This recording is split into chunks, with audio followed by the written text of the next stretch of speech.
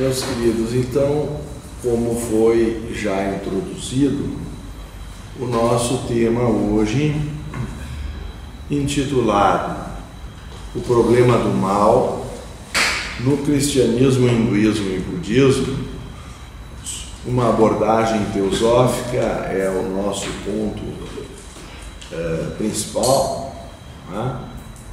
Mas particularmente nós veremos no que tange ao cristianismo, vamos adotar um texto clássico de John Mackey intitulado Onipotência e o Mal, né? O Mal e a Onipotência. Este trabalho foi publicado numa revista acadêmica da Universidade Federal de Juiz de Fora, devido ao meu doutorado, que lá transcorre, que se chama Revista Numen. Então, se vocês quiserem, como também coloquei no meu Facebook, com todas as referências, se pode fazer o download do texto, mas com esses dados que eu já mencionei é suficiente, né? Desde que põe no Google. O resumo merece ser lido para dar uma introdução. Apesar do problema do mal ser conhecido com algumas variantes, pelo menos desde Epicuro na antiguidade, quando se fala que a antiguidade está se pondo datas antes de Cristo, né? Pretendeu-se resumi-lo contemporaneamente em 3 proposições. A primeira, que Deus é onipotente. A segunda, que Deus é totalmente bom. E a terceira, e ainda o mal existe. Foi assim publicado em 1955 pelo filósofo John Leslie Mackey, no seu artigo Mal e Onipotência, conhecido por sua acuidade lógica. Vocês vão ver que há dificuldade de conciliar essas 3 proposições, como vocês já devem estar percebendo. A partir de sua análise crítico-investigativa, busca-se sua solução pela reflexão sobre tais clássicas indagações humanas, com obras de diversos autores visando oferecer uma contribuição à filosofia da religião, bem como um estudo comparativo das soluções provenientes de diversas tradições do cristianismo, hinduísmo e budismo na esfera da ciência e da religião, como estímulo para o diálogo interreligioso. E nossa abordagem privilegiou sobremaneira a perspectiva moderna da teosofia. As palavras-chave que resumem o tema para efeitos de pesquisa são o mal, o livre-arbítrio, o cristianismo, o hinduísmo e o budismo. Certo? Então é importante que se perceba a dificuldade de conciliar essas 3 proposições. Pois se Deus é onipotente, quer dizer, é todo poderoso, pode fazer qualquer coisa, tem poder para tal, né? Proposição então número 1. Proposição número 2, Deus é totalmente bom.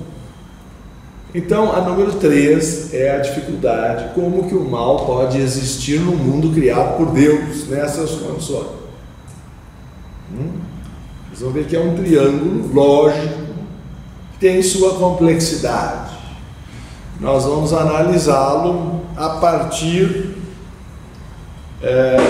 do ponto de vista de John Mackey, que já é uma síntese de todas as grandes soluções que ao longo da história foram oferecidas a esse problema, do ponto de vista acadêmico, tratada com a lógica própria da filosofia. problema do mal, como tem sido chamado na história da filosofia, tem desafiado a mente humana desde tempos imemoriais. E, segundo o Dicionário de Filosofia de Cambridge, publicado entre nós em 2011, a página 380, é geralmente considerado como a mais forte objeção ao teísmo, ou, se quiserem, a maior causa de ateísmo, pelo menos no mundo cristão ou ocidental, como às vezes chamam, está na dificuldade de conciliar essas três proposições. Então, me parece o tema de suma importância de um ponto de vista não só intelectual, mas porque as dúvidas das pessoas, eu quero dizer, não só no nível acadêmico, mas na casa de vocês, com os parentes de vocês, cedo ou tarde haverá uma sensação ou de que Deus nos esqueceu, ou de que, se Deus existe, como que Ele fez o mundo desse jeito? Ou será que Deus é realmente bom? Ou Ele está querendo se vingar de nós? E poderia um Deus totalmente bom vingar-se dos seres humanos? Então surge uma série de questões que mexem com as crenças das pessoas no que tange ao teísmo ou à crença em Deus, que é o tema que no fim gira em torno do trabalho do filósofo Mackey, porque quando ele fala o mal e a onipotência, é óbvio que ele está se referindo à onipotência divina, porque outra onipotência a filosofia não propõe. E nós vamos apresentar o primeiro registro que se tem desse problema, segundo Epicuro, nascido em Samos há 341 a.C. e falecido em Atenas ou em 271 ou 270 a.C. Em seu famoso paradoxo, que aqui transcrevo, segundo Leipzig, em Berlim, em Tübingen, Stuttgart, é uma das traduções propostas por Hume. Então, vou colocar em Epicuro se apresentam 4 possibilidades lógicas. Foram simplificadas nas proposições de Mackey em 3. Ou Deus quer eliminar o mal e não pode, ou pode e não quer, ou nem quer, nem pode, ou pode e quer. Então são 4 possibilidades. Minha filha fez um comentário sobre essas 4 que eu não tenho coragem de produzir aqui. Mas que ela aludiu a uma pessoa confusa, enfim, não veio o caso. Se quer e não pode, é fraco, o que não pode se aplicar a Deus. Se pode e não quer, é malévolo, o que é igualmente estranho à natureza de Deus. Então, se Deus não é onipotente, uma das proposições do Mackey já tirou férias, quer dizer, como é que nós vamos admitir que Deus não tem força de vencer o mal? Ou a segunda, se pode e não quer, é malévolo. Ele piorou, aí atinge a segunda proposição de Mackey, que Deus é totalmente bom. Se não quer nem pode, é simultaneamente fraco e malévolo, e portanto não é um Deus. Bom, essa, de certa forma, o Mackey até ignora por absurdo total. E a última, se pode e quer, que é a única coisa adequada a um Deus, qual é então a origem do mal, ou por que razão não o elimina Deus? Quer dizer, por que o mal existe no mundo? Que é, no fim, a terceira proposição de Mackey. O Mackey pega esses 4 postulados ou afirmativas lógicas dentro da visão de Epicuro, reduz de certa forma a 3, e em cima dessas 3 nós vamos desenvolver, dentro do possível, como diz Hume, as velhas questões de Epicuro continuam por responder. Quer dizer, são problemas clássicos a serem vistos. A intenção desse trabalho é comparar, dentro do possível, como o cristianismo, o hinduísmo e o budismo respondem a esse desafio, independentemente das subdivisões de seitas que vão aparecer eventualmente, que ainda há dentro do cristianismo, dentro do hinduísmo e dentro do budismo, divisões de resposta a essas questões, como nós eventualmente veremos. Então, de certa maneira, Mack, no seu artigo, Mack, nascido na Austrália em 1917, falecido em Oxford em 1981,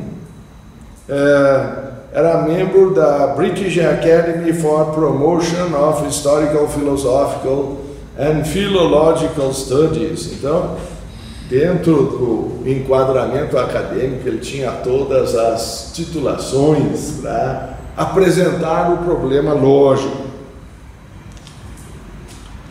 Ora, a frase de Mack que nos interessa, a partir do seu artigo que citamos, publicado em 1955, e particularmente a página 200, que de certa forma se refere mais a teólogos, mas que apresentam dúvidas, que são problemas de todo ser humano que alguma vez pensou na questão de Deus. Ele diz que indica, ou assim parece indicar, alguma contradição ou inconsistência nas três proposições tomadas, quando tomadas em conjunto, ou seja, se duas quaisquer forem verdadeiras, a terceira será falsa. Então vamos voltar às três proposições. Número 1, Deus é onipotente.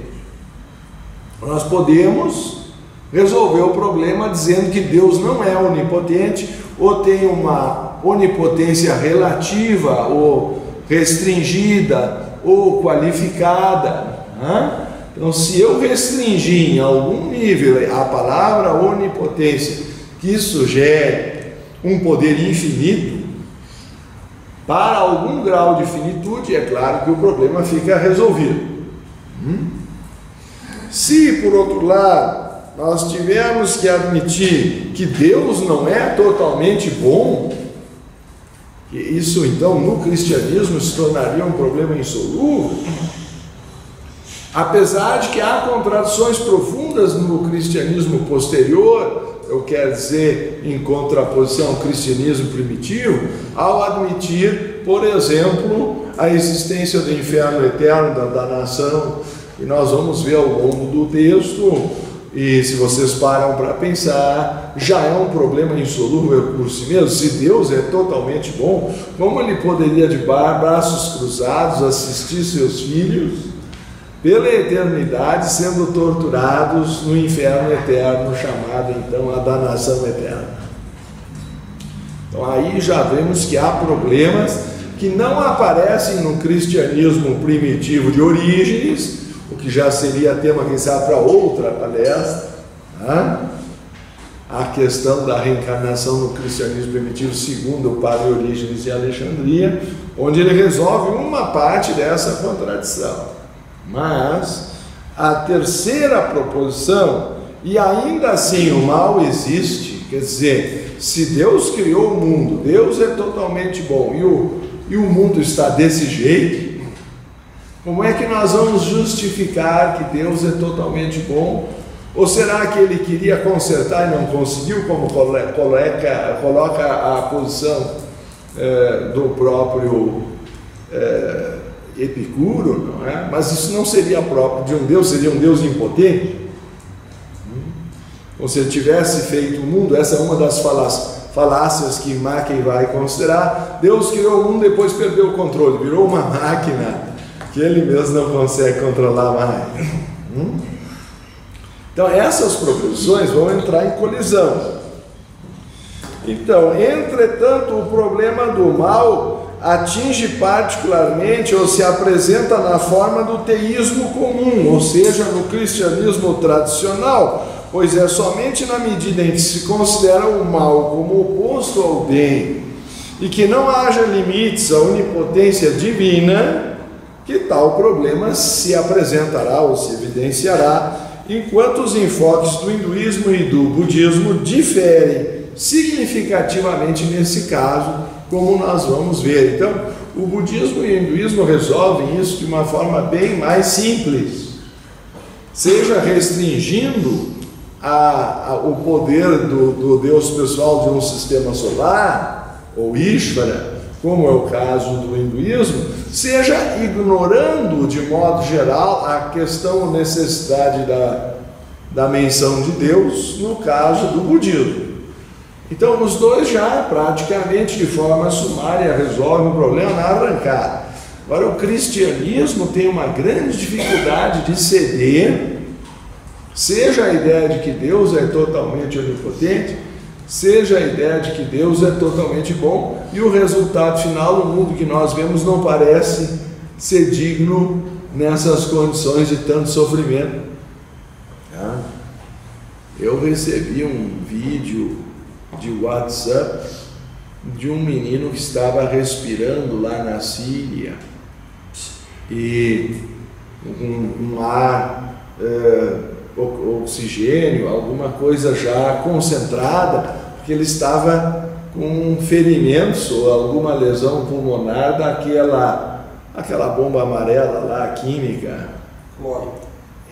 Enfim, que tem a ver com aquelas bombas que eles usavam também lá no Vietnã, enfim, toda uma tecnologia de armas químicas alguém vai se perguntar como isso é possível. Então está a criancinha ali respirando, e aí filmam que o próprio hospital é bombardeado, começam a cair as paredes, as janelas caem para dentro, né? Aí as enfermeiras ainda salvando as crianças das incubadoras, os bebezinhos, tinha que tirar porque havia risco de desmoronar todo o prédio. Então é uma situação assim que a gente vai assistindo. Eu confesso que eu apaguei o vídeo porque dizia para passar adiante, mas eu fiquei pensando, para quem eu vou passar isso aqui?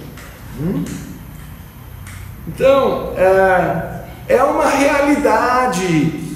O que o homem construiu com o mal é uma coisa espantosa, a tal ponto que, se eu não me engano, foi Bento XVI que, visitando Auschwitz, chegou a perguntar onde estava Deus quando o Holocausto acontecia.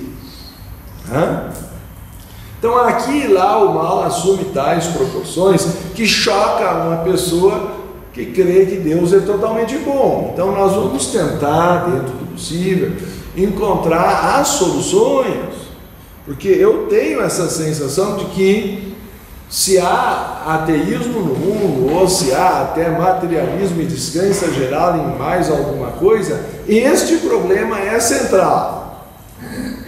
Embora ele possa estar com floreios muito acadêmicos, ele é um problema real na vida humana.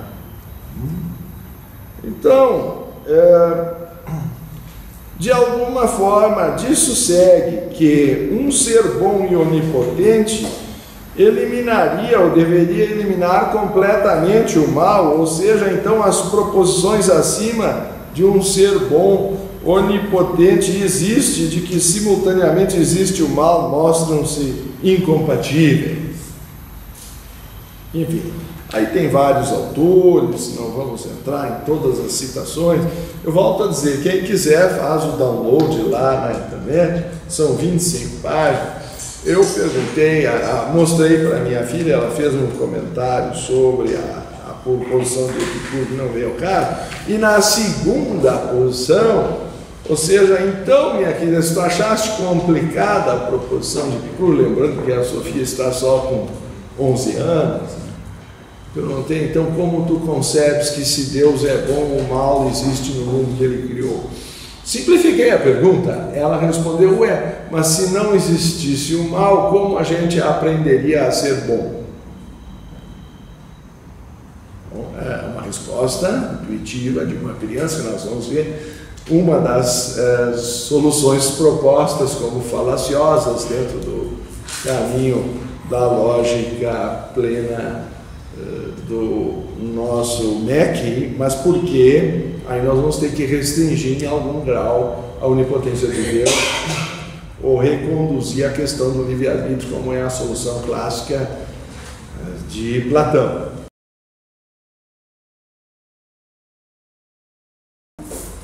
Sob o ponto de vista do budismo, segundo o Catecismo Budista de Olcott, o universo evolui, não foi criado, funciona de acordo com a lei e não segundo um capricho de Deus, e os nossos próprios atos não nos acarretam alegria ou miséria somente segundo a maneira pela qual temos agido, ou seja, é uma consequência do karma. Então, de alguma forma, o budismo, ao não entrar ou não enfatizar a existência de Deus, ele já resolve a primeira proposição de saída. O problema ali não vai se apresentar. Numa das passagens, o Buda teria dito no diálogo com Malunkeputra, no Majjhima Nikaya: não esclareci se o universo é eterno ou não é, etc., porque não é útil, não conduzindo ao desapego e ao nirvana. Então, de alguma forma, o budismo exotérico nega a importância das questões metafísicas e se concentra na boa conduta para resolver o problema do mal. Segundo o budismo tibetano esotérico, se eu posso chamar assim, o mal não tem existência per se ou por si mesmo, e é apenas ausência do bem. Existe apenas para aquele que é transformado em vítima sua. Essa é uma passagem das Cartas dos Mahatmas, volume 2, página 60, carta 88. Considera-se, antes de mais nada, a natureza como neutra. A natureza é destituída de bondade ou maldade, ela segue apenas leis imutáveis. Portanto, aqui a proposição número 2 de MEC, que Deus é totalmente bom, também é resolvida, porque não há um Deus pessoal bom nessa visão budista, senão leis da natureza atuando.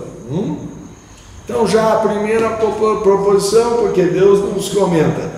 A segunda, porque são leis da natureza, que é neutra, não tem bondade ou maldade, foi o que nós acabamos de ler, né? Segundo essa concepção, a natureza é destituída de bondade ou maldade. Então, a segunda proposição já também foi resolvida, e é dito que o verdadeiro mal surge da inteligência humana, e sua origem está inteiramente no homem que raciocina e se dissocia da natureza, ou seja, colide com as suas leis. Então, essa é a visão teosófica clássica, sendo que o mesmo mestre ainda acrescenta: o mal é o exagero do bem, produto do egoísmo e da ganância humana. Então, nós estamos vendo que nas cartas dos mestres o assunto é resolvido na raiz. Então, o próprio mal não existe per se. A terceira proposição acabou de ser resolvida, né? Senão que ele é um produto derivado da condição humana, e na natureza ele não existe. Então vejam que o pensamento teosófico das cartas dos Mahatmas liquida as três proposições em 3 ou 4 frases. Então é altamente consistente a resposta do mestre às proposições clássicas que MEC escolheu como representativas do problema do mal no teísmo. Não sei se isso fica claro para você, mas ele assim elimina sistematicamente uma por uma. Ainda acrescenta: a ignorância criou os deuses e a astúcia aproveitou a oportunidade. Nós negamos a Deus como filósofos e como budistas. porém aceitam a existência de uma vida una, ou seja, ele diz, podemos ser chamados de panteístas, de agnósticos nunca. Se as pessoas estiverem dispostas a aceitar e a ver Deus como nossa vida una, imutável e inconsciente em sua eternidade, poderão fazê-lo e assim manter mais um gigantesco equívoco de denominação. Mas por coerência então devem afirmar como Spinoza que não se pode conceber outra substância além de Deus. E aí então essa vida una permeia todas as coisas. E não um Deus ex machina ou fora do universo, que contempla de longe e a sua onipresença seriam meros olhos, como vai aparecer em algumas interpretações cristãs que são hoje talvez maioritárias, de que a onipresença de Deus são olhos que ficam vendo o que as pessoas fazem, mas ele não está inserido na matéria porque ele é imaterial. Contra esse Deus fora da matéria, os mestres nas cartas se mostraram radicalmente contrários. Esse Deus eles não reconhecem. Não sei se isso fica claro. Ou Deus faz parte da matéria, se sacrifica para a matéria existir, é a própria matéria numa forma condensada, ou a ideia de um Deus fora da matéria é inconsistente filosoficamente.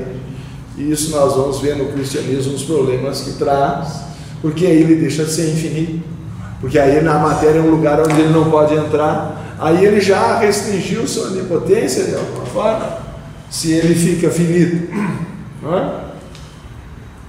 Então vocês vão ver que a posição dos mestres parece de fato inatacável do ponto de vista lógico, embora possa não agradar a todos, e isso assumem dentro de uma visão budista, quando eles dizem: quando nós falamos de nossa vida una, também dizemos que ela não só penetra, mas é a essência de cada átomo de matéria, e nosso ensinamento com respeito à vida una é idêntico ao dos Advaitas em relação a Parabrahma.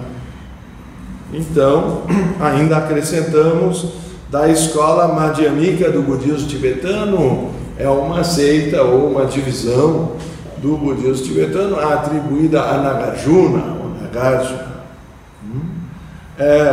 fundada então ao redor de 150 ou 250 depois de Cristo, teria sido mais ou menos. As divergências de datação são muito grandes na cultura oriental, enfim, mas é atribuída a esse período a vida de Nagarjuna. Sustenta um sutil conceito de vazio ou sunyata, de que todas as coisas e fenômenos do mundo físico e psíquico têm a mesma natureza relativa e são todos igualmente sem natureza de eu ou substância própria. Portanto, isso nocauteia definitivamente a terceira proposição de que o mal existe, porque, de certa forma, que o mal existe no mundo, que, de certa forma, o Madhyamika questiona a própria existência do mundo e considera uma ilusão dos sentidos perante o sunyata ou o vazio, o que é uma solução semelhante à apresentada no Vedanta do hinduísmo, como nós veremos em breve. E por isso eu acrescento, parecendo ter um efeito final similar ao de Maya no Vedanta. O Maya é o conceito de ilusão, anulando a proposição 3 de Mech, como será visto também no hinduísmo. Então essa é a posição clássica do budismo.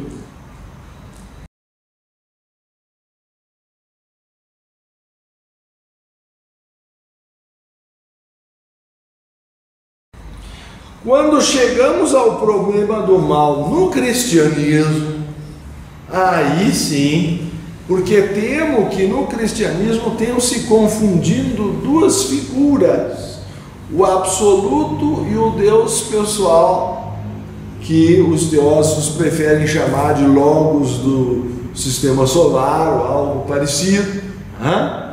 Então, quando se confunde umas figuras, vai criar a maioria dos problemas filosóficos que, em geral, essas escolas enfrentam.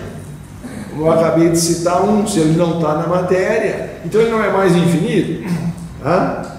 E como é que ele poderia ser totalmente espírito sem nenhuma materialidade para tentar se coadunar o conceito de ato puro aristotélico adotado depois na escola de Santo Tomás de Aquino?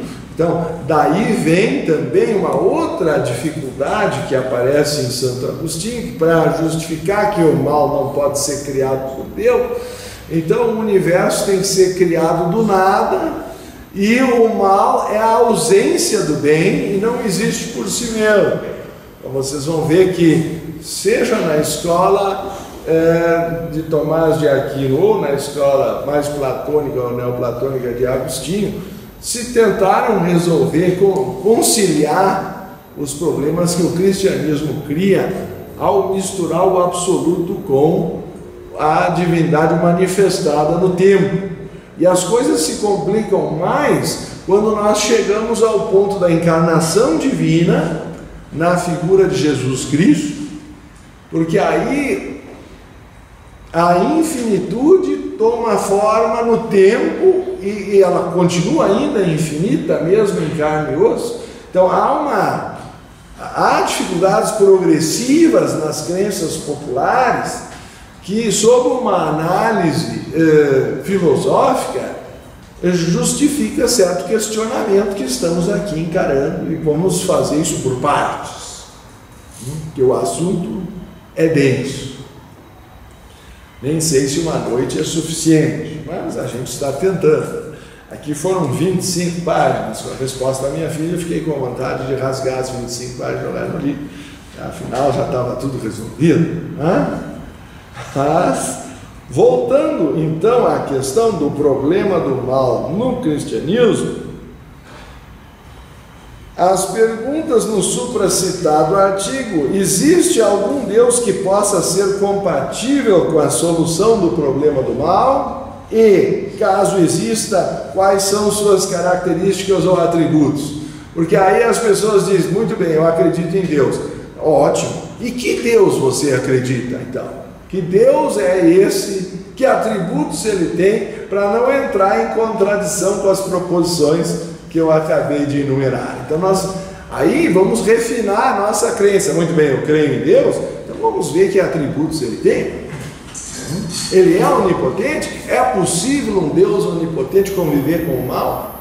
E no fim é essa a pergunta que Mech nos propõe já de início. E agora ele vai analisar as chamadas soluções adequadas. As soluções adequadas aparecem, como Mech considera, podem existir variações ou concessões parciais das supracitadas proposições que se apresentem como soluções adequadas ao problema do mal. Explicando tais propostas ou alternativas a título de exercício lógico, pode-se, por exemplo, pretender abdicar da segunda proposição, como faz René Descartes, nascido em 1596, falecido em 1650, em sua obra Meditações sobre a Filosofia Primeira, publicada em 1641, quando admitiu temporariamente, sob o olhar da Inquisição, não era bom nem temporariamente assumir essa proposição, ele assume temporariamente a suposição de que não existe um Deus ótimo ou bondoso, fonte soberana da verdade, mas antes pudesse existir algum gênio maligno e ao mesmo tempo sumamente poderoso e manhoso, que põe toda a sua indústria em que me engane. Então, um Deus enganador, um artifício do mal, enfim, essa é uma questão que ele faz. Depois, é claro, ele se ajoelha e volta atrás, que foi só uma suposição filosófica. Mas essa é a pergunta que o cético coloca. Poderá Deus ser bom se o mundo é assim? Ainda assim, nós vamos ver que outra alternativa seria abdicar pelo menos parcialmente da proposição primeira referente à onipotência. Então, se aquela onipotência não é infinita, mas é relativa a uma esfera, como por exemplo o sistema solar, e vamos ver em que condições ela se apresenta dentro desse sistema solar, que vocês percebem, é a solução teosófica aplicada à ideia do logo solar. Então, isso é uma interpretação parcial da onipotência divina. Vou ler o que o bispo Leadbeater, que seguia uma linha cristã, apresenta na teologia da Igreja Católica Liberal no seu livro A Gnose Cristã, que por ser liberal não é obrigatória, não é dogmática, mas é a solução que ele propõe no capítulo 1 sobre Deus. E está citado, então vocês vejam que esse é um artigo acadêmico que cita, como se vê, vários livros, as cartas dos mestres, o bispo Leadbeater. Então, isso está hoje disponível na academia. O bispo Charles Webster Leadbeater, nascido em 1847, falecido em 1934, cofundador da Liberal Catholic Church, ou Igreja Católica Liberal, em 1916, que também era budista. Um bispo budista é alguma coisa diferente, ele fez os votos. Adota, por exemplo, essa hipótese, talvez inspirado por interpretações panteístas do Extremo Oriente, e caracteriza o absoluto como única divindade impessoal, ilimitada e distinta do aspecto da divindade pessoal, que se manifesta no tempo e no espaço desse sistema solar, quando afirma necessariamente de forma então limitada, quando afirma para Brahman, o absoluto, então, no que se refere ao absoluto, ele não é pessoal de modo algum. Ele não é o que chamaríamos de uma existência.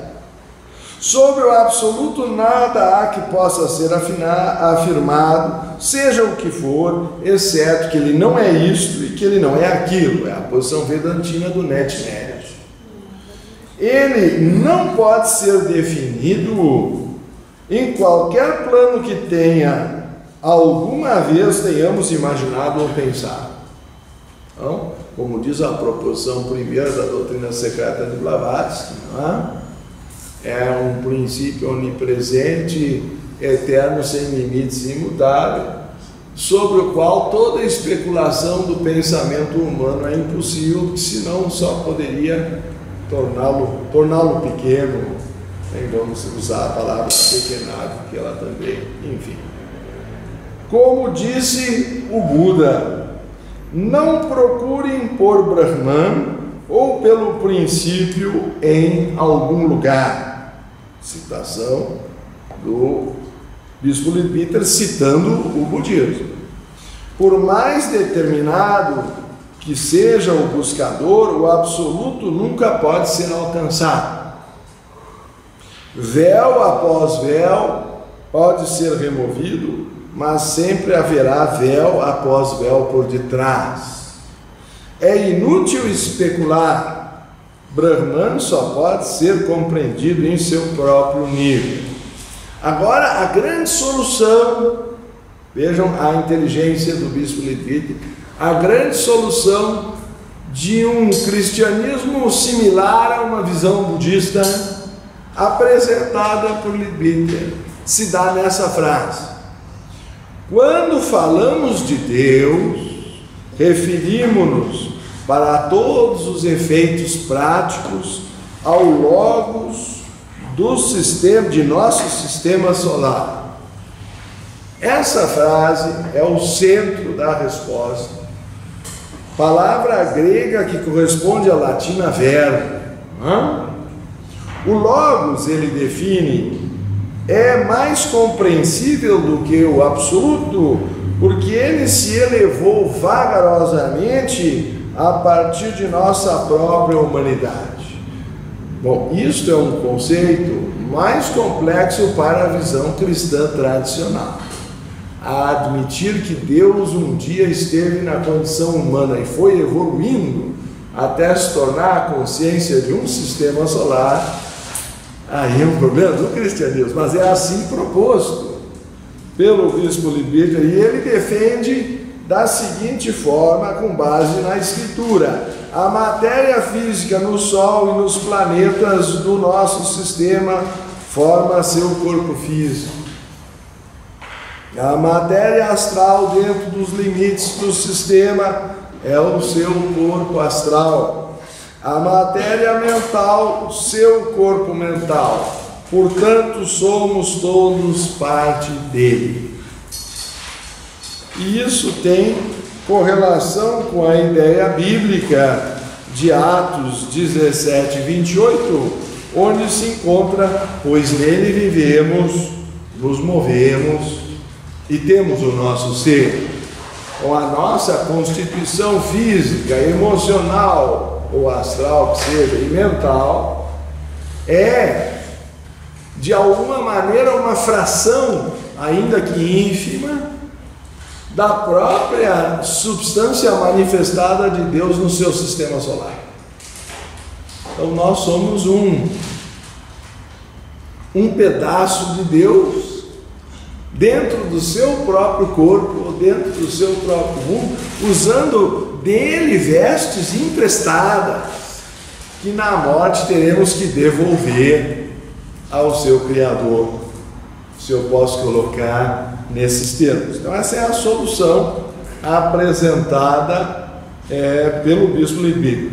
Claro que a ideia de que a divindade foi um dia, num passado de bilhões de anos, ainda um ser semelhante à da condição humana, e foi evoluindo, implica na ideia da reencarnação e do karma, num processo cíclico de aprendizagem, como se encontra também na primeira das nobres ou verdades absolutas de Gilles Lotz-Brand: a alma do homem é imortal e o seu futuro é o de algo cujo crescimento e esplendor não tem limites. Então, embora nós estejamos numa condição humana limitada, nós temos na nossa imortalidade germes de uma divindade infinita. E sobre este crescimento paulatino, gradual, infinito, nós um dia nos tornaríamos a consciência regente de um sistema solar. Nós vamos ver que esse é um conceito que aparece também no hinduísmo, particularmente na seita shivaísta. E vamos chegar lá quando chegarmos no hinduísmo. Mas eu estou mostrando a vocês que há linhagens do cristianismo, talvez mais ousadas, talvez minoritárias, que resolveram o problema, pelo menos restringindo, limitando a primeira proposição de Becken, que seria a da onipotência divina, restringindo ela a certos limites. E também na medida em que se concedesse, ou que a divindade restringiria voluntariamente sua onipotência, na medida em que concedesse livre-arbítrio ao homem, como será visto sobre a solução que parece ser predominantemente adotada por Platão. Vocês sabem que Platão teria afirmado na República, um livro que tem pelo menos 2.400 anos, a responsabilidade é de quem escolhe. Deus está inocente nisso. Então todo o mal, segundo Platão, é atribuído ao mau uso da habilidade humana, que é resultado de um livre-arbítrio concedido por Deus. Então o mal não é criado por Deus, ele é um subproduto da ignorância humana. E por isso Platão sustenta que a ignorância é a causa do mal. Então nós não vamos atribuir aquele bombardeio e aquelas desgraças que eu anunciei há pouco, do vídeo que eu vi, ou da guerra na Síria, a Deus. Quem criou aquela guerra foram os seres humanos, não foi Deus. Mais do que isso, a frase de Platão é peremptória e altissonante. Deus está inocente nisso. Foram os homens os responsáveis por essa desgraceira toda. E como tal, Platão oferece a sua solução ao problema do mal.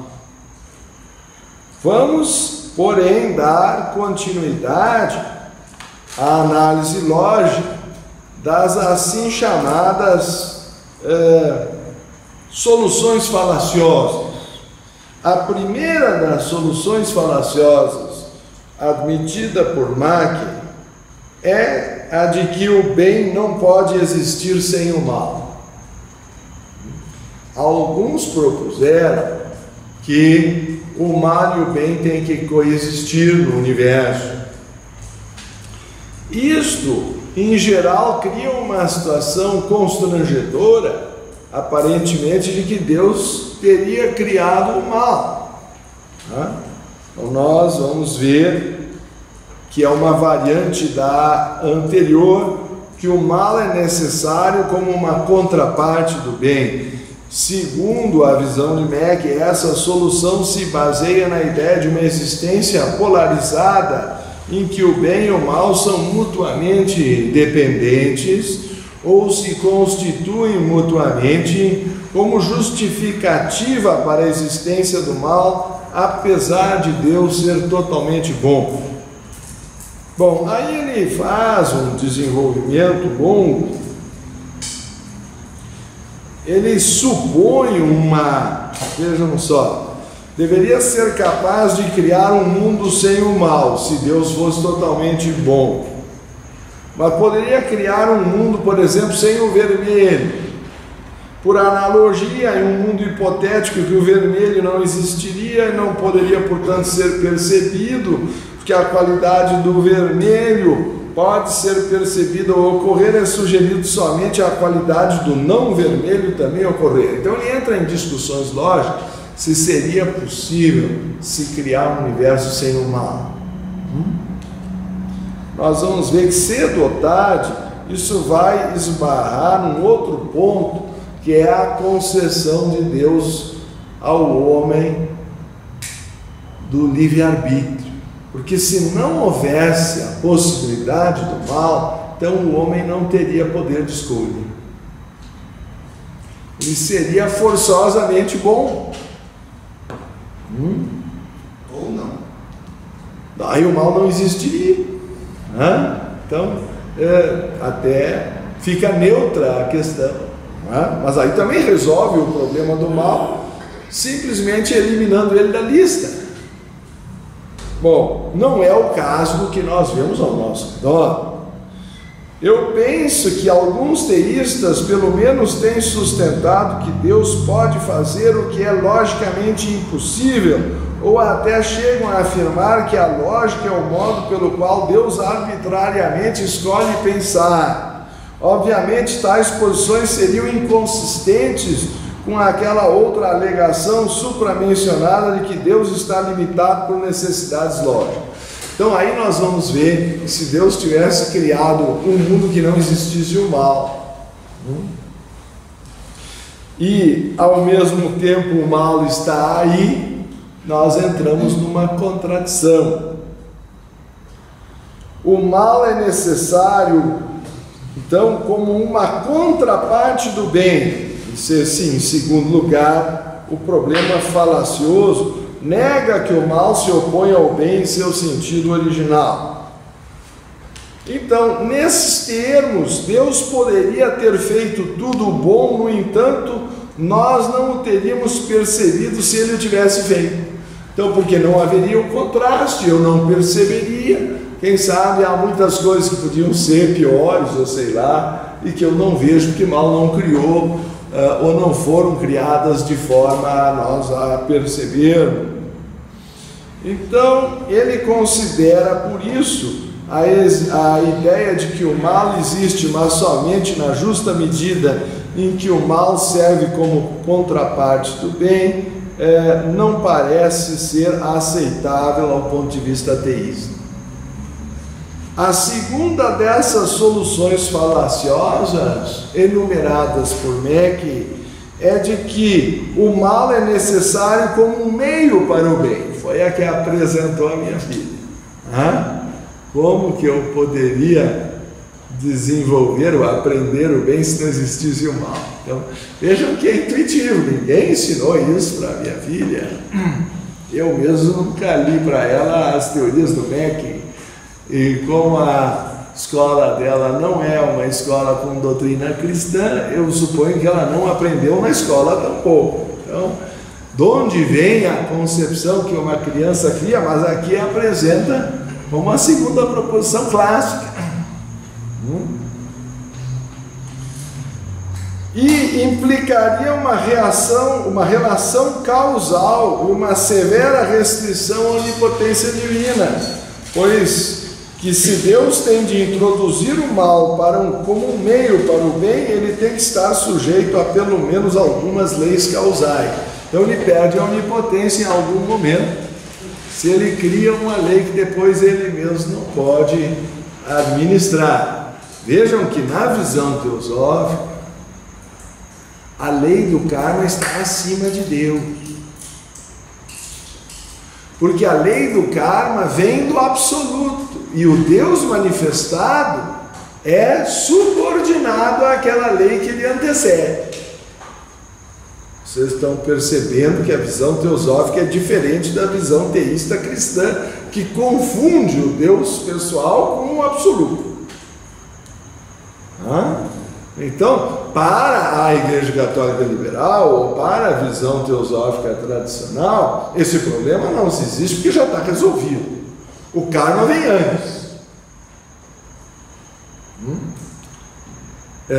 Na medida em que o universo está enraizado no absoluto, que é uma lei inconsciente e cega que mantém a unidade de todo o universo, como a raiz de toda a manifestação, porque tudo é um, porque é uma vida una e indissolúvel. A manifestação é uma aparente multiplicidade, onde subjaz uma unidade ligante, e todos os pedacinhos do universo são submetidos a uma lei de harmonia e de constante equilíbrio que cedo ou tarde restaura a unidade original, que é o que nós chamamos em geral de lei do karma. Expressa também na Bíblia, de alguma forma, em Gálatas 6:7. Não vos enganeis, porque de Deus não se zomba. Tudo que o homem semear, ele também colherá. Então não há como alguma coisa no universo ser feita sem que haja uma consequência e um retorno.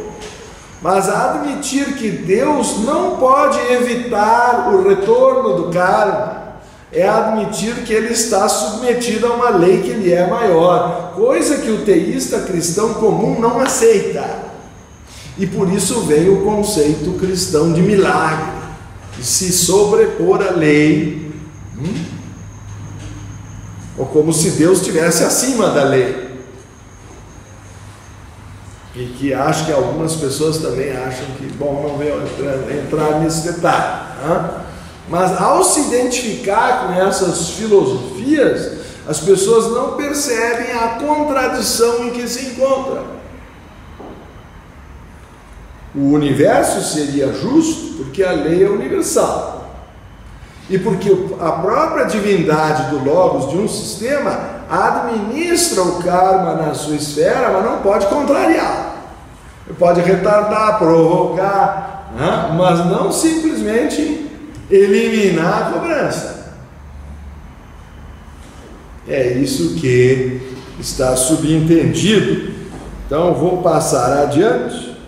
Se Deus tem de introduzir o mal como um meio para o bem, ele tem de estar sujeito pelo menos a algumas leis causais.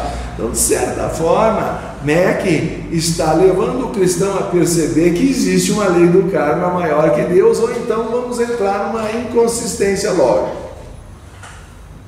Vamos ter que apelar para o milagre, aí vale tudo. A terceira das soluções falaciosas enumeradas por Mack é de que o universo é melhor com algum mal em si do que poderia ser se não existisse nenhum mal. Essa também é uma pitadinha de mal, é uma espécie de tempero dentro da culinária divina. É uma variante da anterior, na verdade. Ela apresenta maior complexidade que as anteriores, embora possa aparecer como sendo apenas uma variante de uma delas, porque ela bota um progresso evolutivo.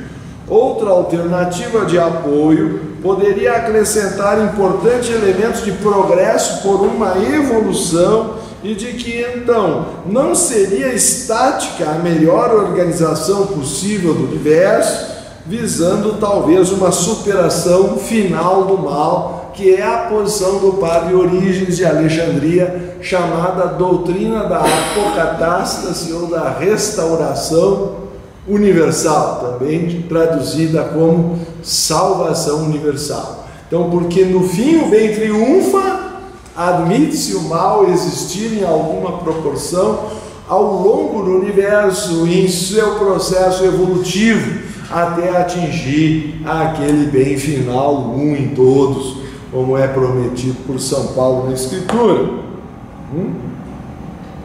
Que é uma visão estoica da teoria do eterno retorno, que tudo tem que acabar como começou, e se em Deus e no bem começou, no final terá que retornar a Deus, por isso que é a teoria da restauração, ou seja, em grego chamada apocatástase, que é uma grande solução do problema reverso da danação eterna, porque então, pelo menos, isso foi restaurado, todos vão se salvar no fim, depois de expiar seus pecados. Essa é a visão do padre Orígenes. Eu estou tentando mostrar que já em Alexandria, no século III, esses problemas já estavam resolvidos por Orígenes de Alexandria.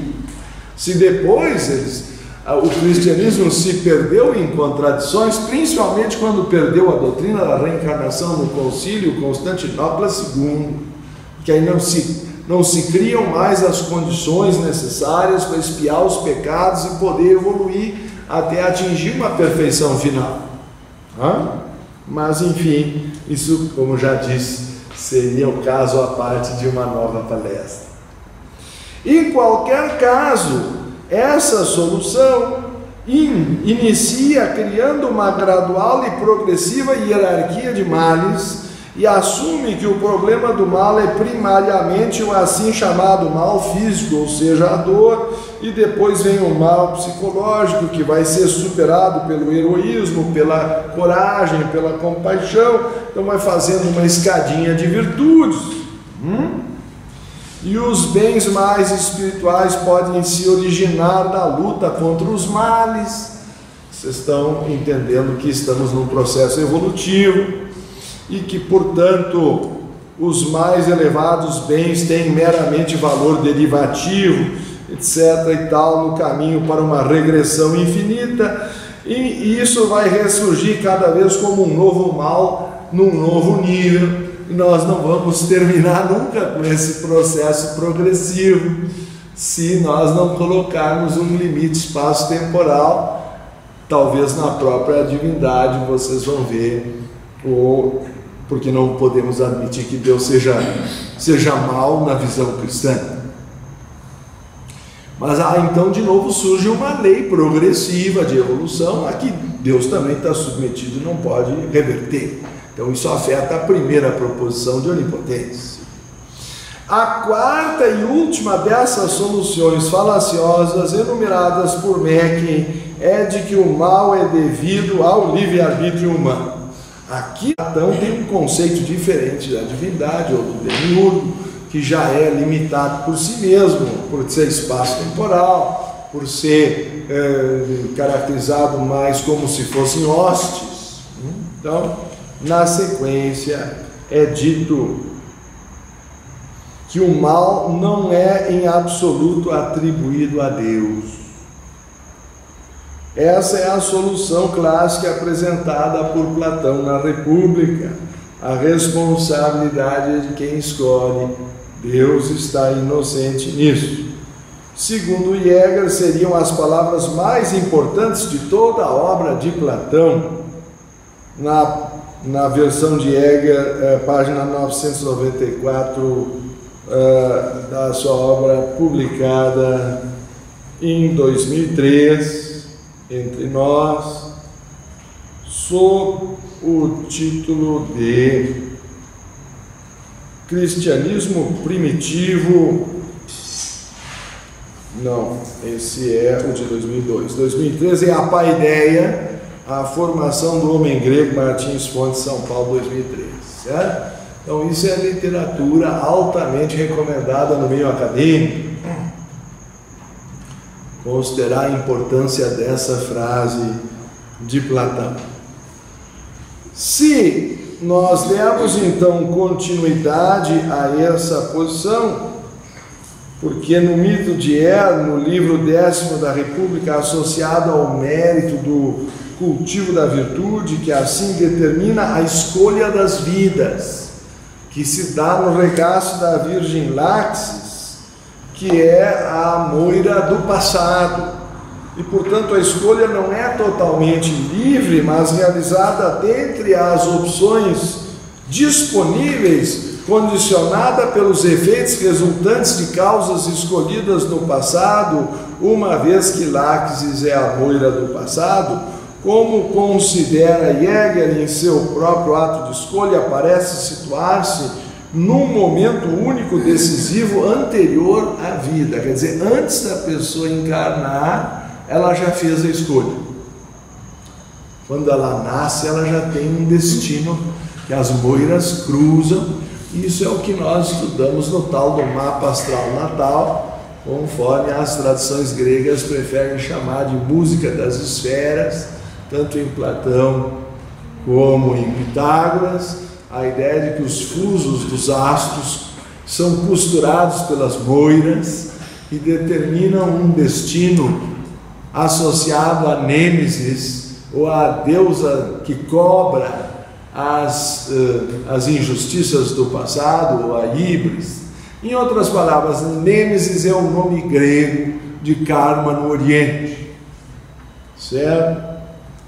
E aí nós entraríamos na opção da alma estar pré-determinada pela vida que a precedeu, conforme Jäger cita no mesmo livro, a página 995, e que nós sustentamos que o padre Orígenes de Alexandria já defendia na sua seita chamada o Origenismo, entre o século III e o século VI, e citamos o fato histórico que é a resolução do concílio, que até a resolução do concílio Constantinopla II em 553, ainda havia espaço oficial no cristianismo para a doutrina da reencarnação, e que Orígenes, nascido 185, falecido 253, ou seu grande número de seguidores em seu nome, chamados origenistas, sustentaram a transmigração das almas pelo menos por 3 séculos, ocupando tal espaço.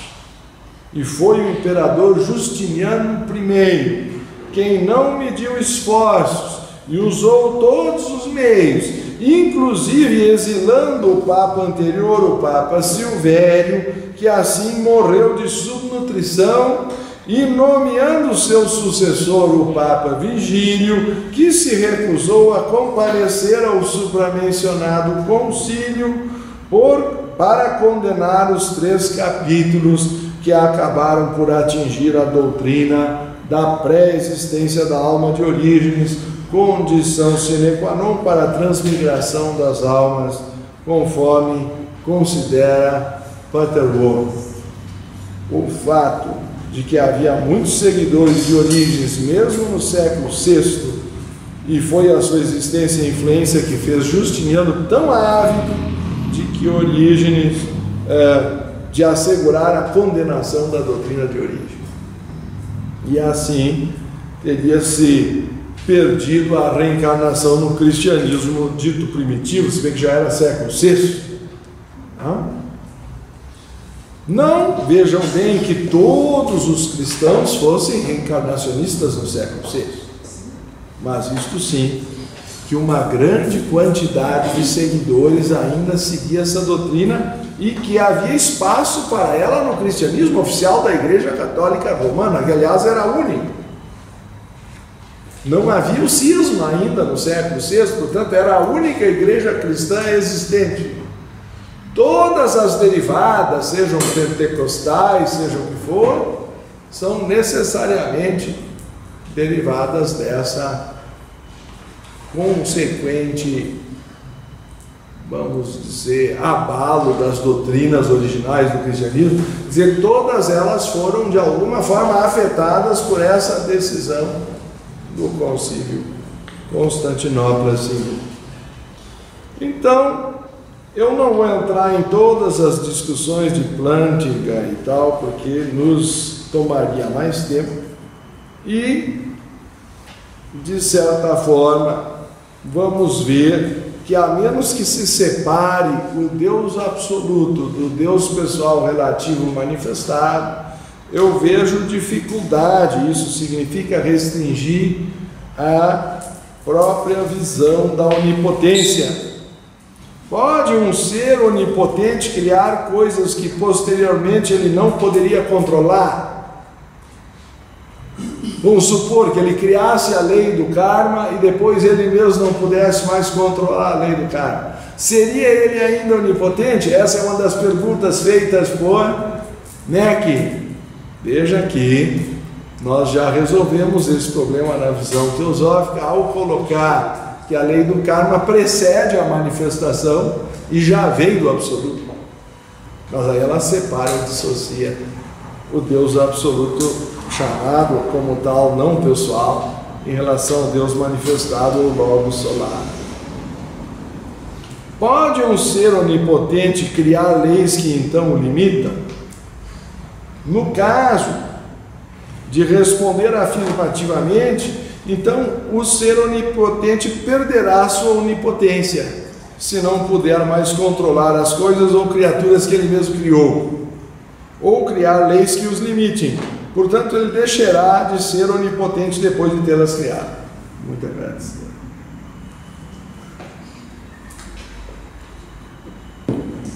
No caso da negativa, já se afirma imediatamente que há coisas que ele não pode fazer, ou seja, então ele já não é onipotente. Se ele pode, ele se limita. Se ele não pode, então ele já não é onipotente. Então veja-se que é um tratamento lógico a questão para mostrar que a onipotência de um Deus pessoal manifestado é de difícil sustentação de um ponto de vista lógico.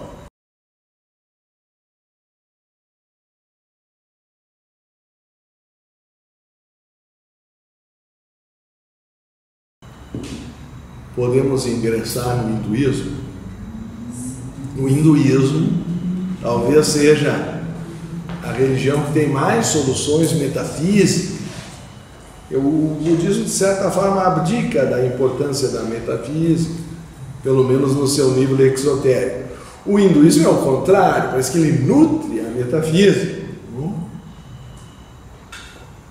Então, diz Ravindra, no budismo como no hinduísmo, a ignorância é a raiz do mal ou de todo mal e sofrimento.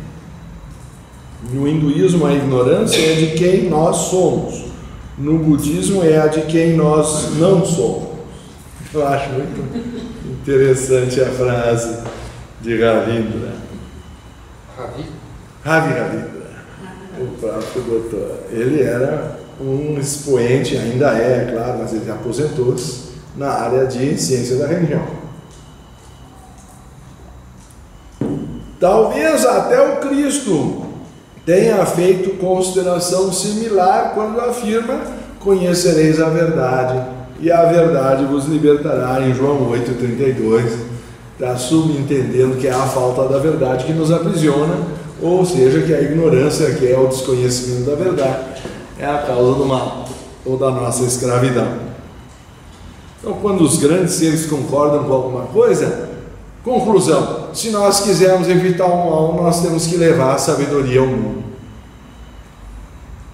É o antídoto que atinge direto a causa. Então eu acho que o tema que nós estamos tratando é de suma importância, embora ele não seja de todo fácil, como acho que fica óbvio. Às vezes o hindu fala do todo como Nirguna Brahman, o Brahman sem atributos ou o Brahman incondicionado. Então Beza considera isso como o absoluto, ou para Brahman. Isto é para distinguir o não manifestado estado de Brahman, o todo, do estado manifestado no qual o Brahman é chamado Saguna Brahman, ou Brahman com atributos, ou o condicionado Brahman supremo Ishvara com o seu universo. Então, porque já na arrancada o hinduísmo separa o absoluto do relativo e o Deus manifestado é limitado, a primeira proposição de Mecken já está anulada. Quer dizer que o Deus manifestado é submetido a um período no tempo e um período de pralaya em que ele se dissolve, depois o universo vem à existência de novo, porque Ishvara retorna, talvez sob nova forma, como se reencarnasse. O próprio universo está num processo evolutivo, como todo o universo, e a própria divindade ainda evolui. Enfim, por mais que isso seja difícil para nós compreender, essa é a visão que o hinduísmo propõe. E o karma é uma lei absoluta e eterna no mundo da manifestação. O karma é uno e incognoscível ou para Brahman, do qual é um aspecto em seus efeitos no mundo fenomenal, conforme Blavatsky, páginas 323 e 324 de sua obra, se eu não me engano, a chave. Não, é a própria doutrina secreta, no caso, no seu volume 1. Como consequência lógica, segue que, por definição, Saguna Brahman, ou Brahman limitado com manifestações, chamado Ishvara, por ser manifestado, é condicionado e submetido à lei do karma, o que elimina a proposição primeira de Mecken de que Deus é onipotente. Ou pelo menos o Deus manifestado já não é onipotente, porque ele é manifestado. Então ele está preso no tempo, tem que seguir a lei do karma. Segundo, entra na questão de Brahma, Vishnu, Shiva, etc. Para Brahman é mais Maya se torna Ishvara, ou princípio criativo. Eu estou citando a carta número 67, se eu não me engano, no volume 1, página 286 das cartas acima. Um poder normalmente chamado de Deus que desaparece e morre com o resto quando vem o pralaya. Então, o mestre está apontando que o Deus manifestado existe, mas é limitado. E é diferente do Deus incondicionado que os cristãos querem dar valores e atributos absolutos. E, portanto, o próprio mestre está reconhecendo a existência de Ishvara sob essas limitações, como um poder criativo periódico. Então, eu acho que isso reforça uma nova interpretação que alguns absolutizam a carta 88, de que nós negamos a existência de Deus. Mas qual Deus que está sendo negado na carta 88? Um Deus ex machina, absoluto, e que não está na matéria. Isso é contraditório. Agora, um Deus periódico que se manifesta no universo manifestado como Ishvara ou Logos de um sistema solar, os mestres estão admitindo nessa passagem da carta 67. Embora a imensa maioria da população da Índia seja dualista ou dvaita e, portanto, crê que o homem e Deus são separados, buscando apenas alguma salvação num paraíso após a morte, conforme considera Vivekananda, pois, cito Vivekananda, o homem comum não consegue pensar em nada que não seja concreto. E assim sejam até adoradores de vários deuses. Brahma, porque acusam o hinduísmo de politeísmo. Brahman é soberano Deus dos deuses no hinduísmo, em todos os aspectos, como foi visto. Então, os deuses menores não são onipotentes. Então, já a primeira proposição de Mech para os deuses menores, ela não se apresenta, porque eles estão subordinados a Brahman. Se o próprio Saguna Brahman está subordinado a Nirguna Brahman, e o Nirguna Brahman não é pessoal e não é manifestado, o problema da proposição primeira fica resolvido, não se aplicando à proposição número 1 de Mech na introdução, mas se assemelham mais a hostes angélicas. Então, os inúmeros deuses do hinduísmo são mais hostes angélicas, devas, que têm diferentes graus de intensidades e poderes subordinados. Citando Zimmer, há uma hierarquia ou graduação de manifestações, estados ou transformações da essência que tudo abrange, ou seja, da antiga hierarquia mitológica, na qual vários deuses estavam classificados conforme a extensão de suas esferas de poder. Pois bem, então vocês vão ver que no fim tudo é consequência de avidya, ou aquela ignorância primeira que gera a ganância, a luxúria, a inveja, a violência, enfim. Então a senhora Besa faz o seguinte comentário: doenças, falta de alimentos e outros problemas nacionais vêm da completa negligência dos homens aos deveres para com os devas.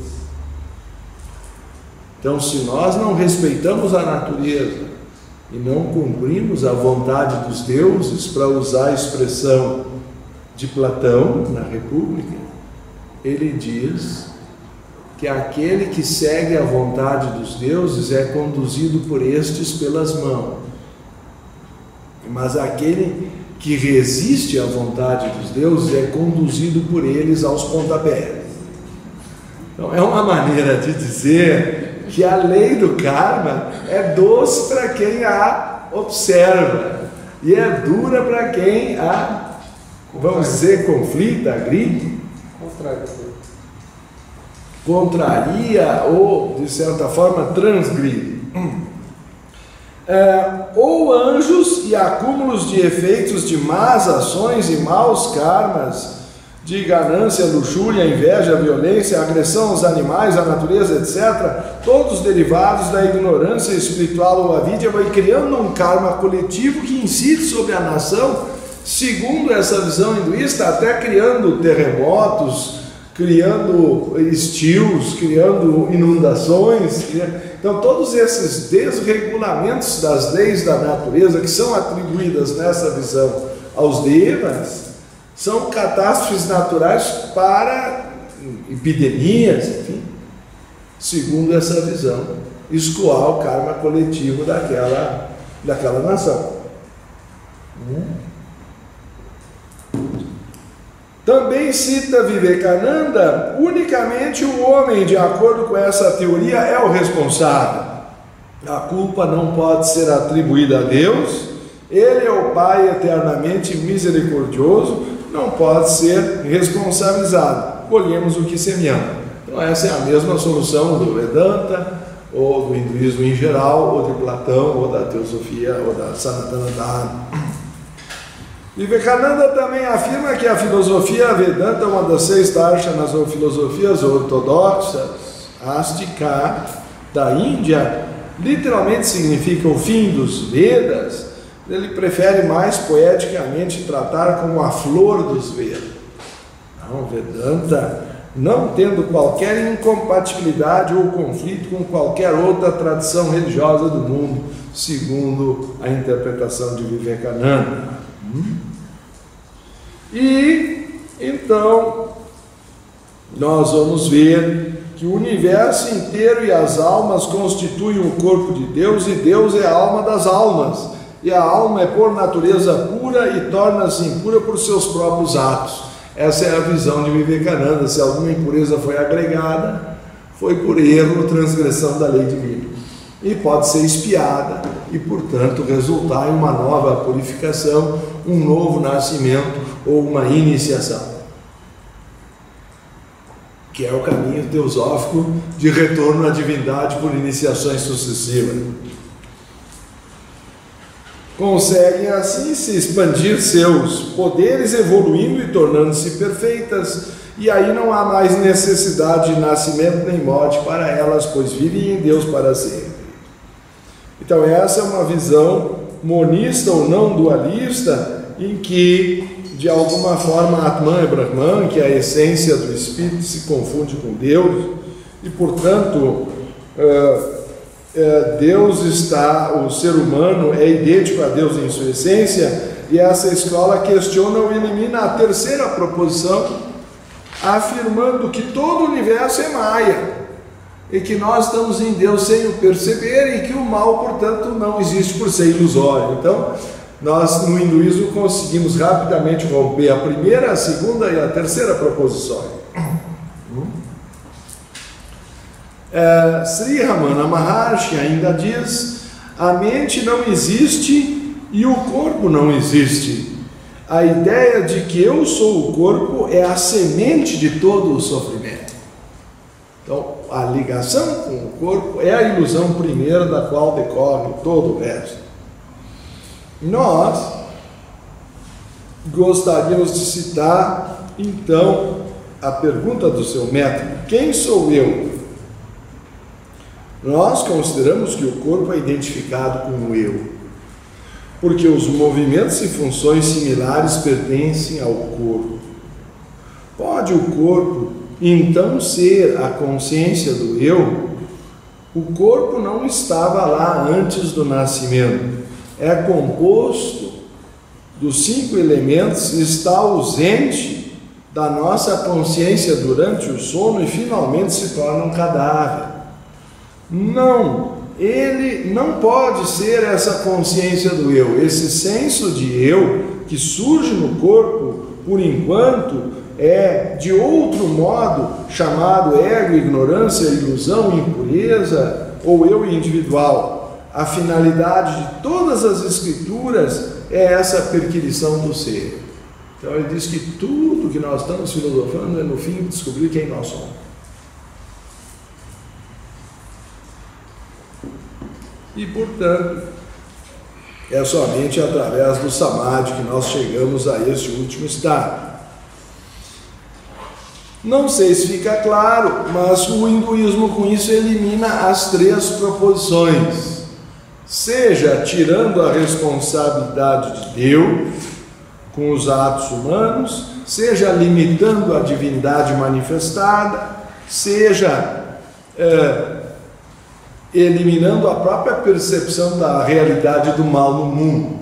Então as 3 proposições ficam resolvidas.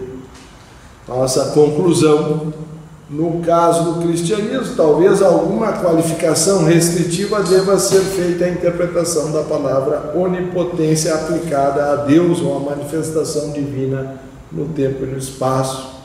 E por outro lado, a solução de que o mal é devido ao livre-arbítrio humano, apresentada por Platão e Plantinga, parece ser ali reconhecida mesmo por seus mais opositores como a que melhor se aplica ao problema do mal. Ou seja, de que a responsabilidade é de quem escolhe, e Deus está inocente nisso. Nós poderíamos, é claro, aprofundar muito mais essas teorias. Eu gostaria apenas de citar a visão de Pesant e de Taimini na análise do Pratyabhijna Hridayam, para vocês verem a que ponto o hinduísmo chega. O Jiva, nós vimos, é uma porção de Brahman, ou seja, nós somos uma porção da divindade. Como uma semente, o Jiva é deixado na matéria por poderes, até que ele se torne um Ishvara. Ele não pode se tornar nenhuma outra coisa, porque sua natureza é a mesma de seu pai Ishvara. Porque nós somos filhos de Deus, cedo ou tarde Deus nós nos tornaremos. E no Pratyabhijna Hridayam de Kshemaraja é citado, é então atingido na iluminação aquele percebimento todo abrangente da realidade última, que é a essência da consciência e da bem-aventurança, na qual está presente inerentemente o poder integrado do som, o verbo, capaz de criação e destruição de qualquer espécie, em qualquer lugar e em qualquer tempo, que confere a condição de Senhor ou Ishvara sobre a hierarquia das deidades atuantes, num determinado sistema manifestado, que, em resumo, é a realidade última, designada como Shiva, ou como diz a Bíblia, sois deuses, sede vós, pois, perfeitos, como o vosso Pai Celestial.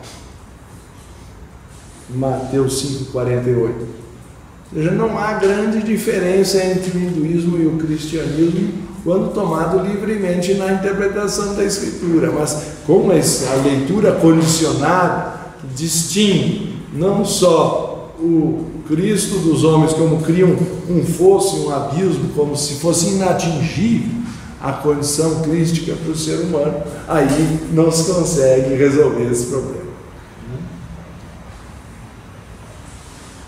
Agora, se nós todos estamos evoluindo para nos tornarmos Deus, aí a responsabilidade dos nossos atos perante a lei do karma se torna muito significativa, embora exista N infinitas opções de expiação de erros que a gente possa cometer no caminho. O fato é que não é reversível o mal feito, senão com alguma compensação de um bem. Por isso eu acho que nós todos somos convidados a prestar serviço à humanidade, ao próximo. Então, a fraternidade e o serviço são a expressão natural de quem compreendeu a teosofia. Não sei se os irmãos têm alguma consideração a fazer, mas é assim que essas diversas escolas tentam resolver o problema do mal.